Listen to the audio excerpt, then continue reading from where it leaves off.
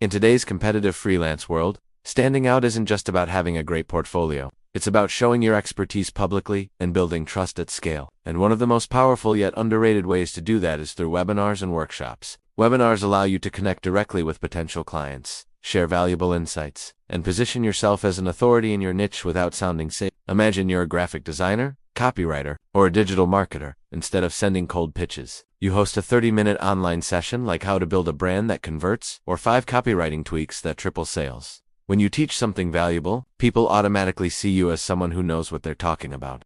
And many of those viewers become paying clients. It's about shifting from chasing work to attracting it. The psychology is simple. Clients are more likely to hire people they trust and learn from. Hosting a webinar creates that connection instantly. You're not selling, you're serving, and that builds credibility faster than any. Workshops take this even further. Unlike webinars, which are mostly informational, workshops are interactive, where participants actually learn by doing. For instance, if you're a freelance web developer, you could run a live session teaching small business owners how to improve their website speed or SEO. As you guide them, they'll realize how complex it can be, and that's when they'll think, why not just hire this expert to do it for me? It's a natural conversion funnel built on value, not pressure. The best part? You don't need a big following or expensive tools to get started. You can host your first webinar on Zoom, Google Meet, or even YouTube Live. Start small, invite your LinkedIn connections, Twitter followers, or existing clients. Keep it free at first to build an audience, and focus on delivering genuine insights, not a sales pitch. In the last 5 to 10 minutes, you can softly pitch your services, share your portfolio, or offer a free consultation to attendees who want help implementing what they've learned. This approach works incredibly well because you've already given them value up front.